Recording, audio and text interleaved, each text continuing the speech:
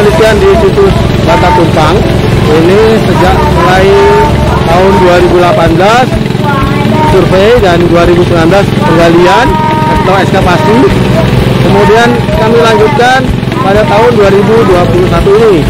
Nah, dalam penelitian kami menemukan beberapa bangunan yang berbentuk bata dan cukup menarik.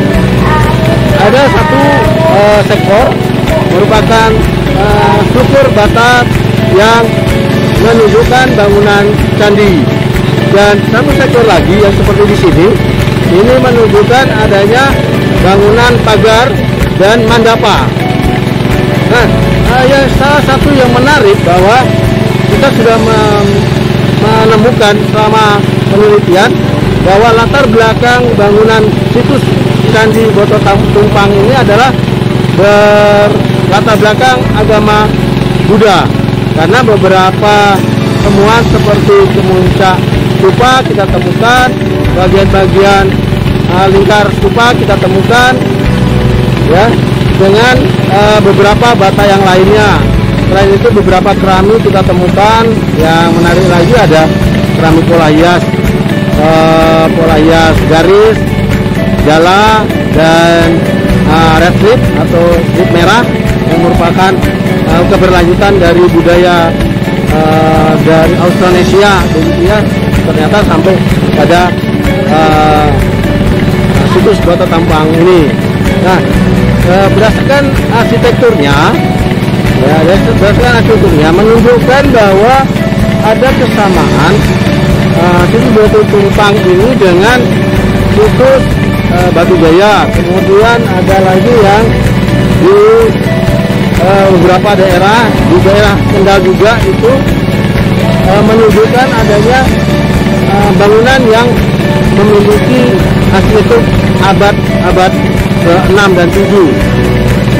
Nah, menarik di situs Bata Tumpang ini bahwa kita bisa menunjukkan yang dahulu hanya orang mengatakan suatu konsep holy. Namun disinilah kita menemukan bahwa di candi situs Batu Tumpang ini, situs Candi Batu Tumpang ini merupakan bukti awal dari adanya konsep holy yang bisa menghubungkan antara abad 5 di Kalimantan Yupa, ya, dengan bukti Yupanya. Kemudian kita di sini abad 6, 7, dan kemudian di Jawa Tengah dari abad 8 sampai 10, kemudian ke Jawa Timur abad 11 sampai abad 13. Artinya apa? Artinya bahwa situs Bata Tumpang yang ada di Kabupaten Kendal merupakan bukti yang menghubungkan antara, ya, hubungan antara abad 5 sampai abad 8 yang saat ini hingga saat ini belum ditemukan, dan sekaranglah baru ditemukan. Artinya, ya, Kendal merupakan barokah sekali mendapatkan situs Candi Bata Tumpang ini. Ya, dari saya gitu.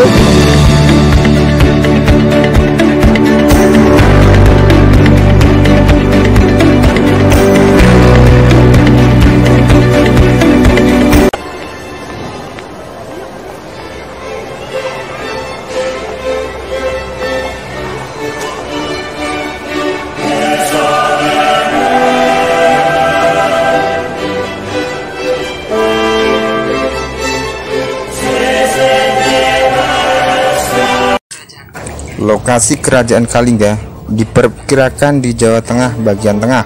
Menurut berita dari Cina, di sebelah timur Kalingga ada Poli atau Bali, dan di sebelah barat ada Topoteng atau Sumatera.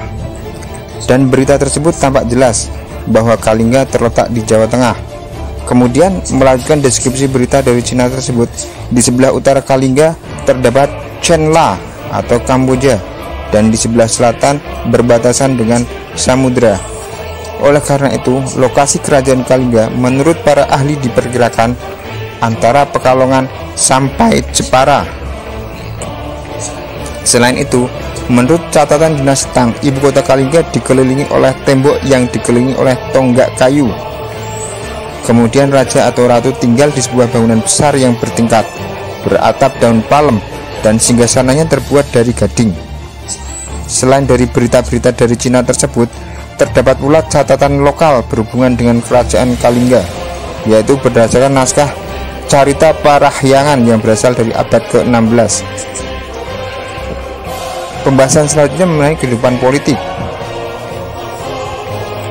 Ratu Sima memiliki cucu yang bernama Shanaha, yang kemudian menikah dengan raja ketiga kerajaan Galuh, yaitu Brantasenawa.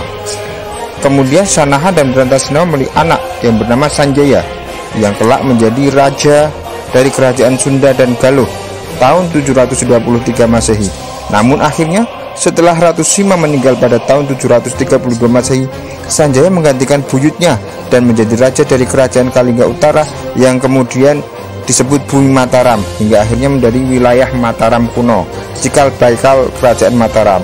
Kekuasaan di Jawa Barat diserahkan kepada putranya, yakni Teja Kencana, yaitu Tamperan Brahmawijaya atau Rakyan Panaraban. Kemudian Raja Sanjaya menikahi Sudiwara, putri Raja Dasinga, yakni Raja Kalingga Selatan atau Bumi Sambara, dan memiliki putra yakni Rakai Panangkaran, hingga akhirnya nanti keturunan Sanjaya akan berkuasa di wilayah kerajaan Mataram atau Mataram kuno. Sistem pemerintahan kerajaan Kalingga diduga masih merupakan salah satu yang telah menjunjung tinggi peraturan atau hukum yang disusun. Rakyatnya diberikan sudah sangat melek terhadap hukum. Persidangan menteri juga sudah berjalan dalam mempertimbangkan hukuman terhadap rakyat, bahkan kerabat atau pejabat yang melanggar sekalipun. Penguasa yang paling terkenal di kerajaan Kalingga adalah seorang raja wanita atau ratu atau Maharani Sima tahun 674 Masehi. Ratu Sima dikenal sebagai ratu yang tegas, jujur, dan bijaksana, juga cantik.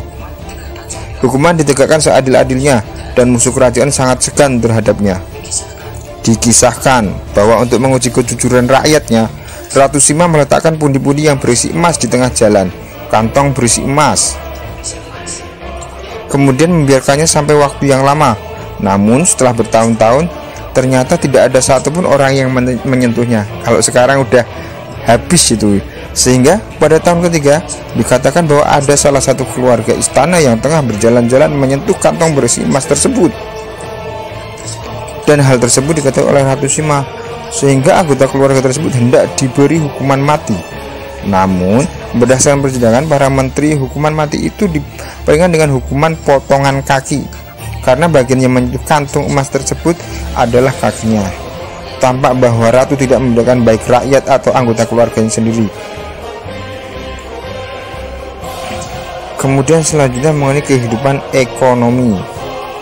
Kepemimpinan Ratu Sima yang adil menjadikan rakyatnya hidup teratur, aman, dan tentram, sehingga tidak ada gangguan yang berarti dalam kehidupan sosial dan ekonomi pada kerajaan Kalingga. Mata pencarian utama penduduk Kalingga pada umumnya adalah bertani, karena wilayah Kalingga sangatlah subur. Selain itu, dalam berita Cina disebutkan bahwa kerajaan Kalingga menghasilkan produk kulit penyu, emas, perak, cula badak, dan gading gajah. Kemudian selanjutnya mengenai kehidupan agama. Kerajaan ini didominasi oleh agama Buddha. Agama ini berkembang pesat di kerajaan Kalingga. Dalam berita dari I Ching disebutkan bahwa tanah Jawa Kalingga tepatnya menjadi salah satu pusat pengetahuan agama Buddha Hinayana. Dan melanjutkan penjelasannya, catatan itu mengatakan bahwa di sana ada pendeta bernama Wining yang menerjemahkan salah kitab agama Buddha ke bahasa Mandarin. Ia bekerjasama bersama seorang pendeta yang berasal dari kerajaan Kalingga yang bernama Janabhadra. Setelah masa kejayaannya pada saat Ratu Sima berkuasa, akhirnya Kalingga mengalami keruntuhan. Kerajaan Kalingga kemungkinan diruntuhkan oleh kerajaan Sriwijaya. Penyerangan Sriwijaya ini memaksa pemimpin Kalingga untuk mundur hingga pedalaman Jawa bagian tengah, bahkan bagian timur. Sekitar tahun 742 sampai 755 Masehi, Sriwijaya akhirnya berhasil menguasai teritori Kalingga beserta jalur perdagangannya. setelah sebelumnya berhasil menaklukkan Melayu dan Tarumanegara. Selain itu, alasan lain diperkirakan bahwa setelah kematian Ratu Sima, kerajaan ini sudah mengalami masa kemunduran karena berebut kekuasaan.